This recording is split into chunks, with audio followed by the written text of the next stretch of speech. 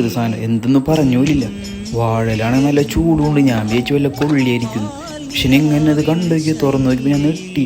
നല്ല ചൂട് വാഴയിലുണ്ടല്ല, നല്ല ചൂട് പൊറോട്ടയും ബീഫും. മലയാളിയുടെ പ്രിയപ്പെട്ട ഭക്ഷണമാണ് പൊറോട്ടയും ബീഫും.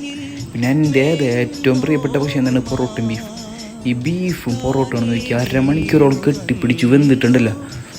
നല്ല ഉമ്മൻ വെച്ച് കിടക്കണ് പൊറോട്ടയും ബീഫും. പിന്നെ ഞാനൊന്നും നോക്കിയില്ല മക്കളെ, ആ ചൂട് പൊറോട്ട ഉണ്ടല്ല, വെന്ത് കിടക്കണ ബീഫും ഒരു കഷ്ണോട് എടുത്തിട്ടുണ്ടല്ല, ഒരു പിടിയാ പിടിക്കാന്ന് ചോദിച്ചു. നേരെ ഒരു മടക്കും മടക്കിയിട്ട് നേരെ എൻ്റെ അണ്ണാക്കിലോട്ടൊരു കാച്ചി. അണ്ണാക്കിലിട്ടിയപ്പോൾ എക്സ്പ്രഷൻ ഇങ്ങനെ കണ്ടു വയ്ക്കുക.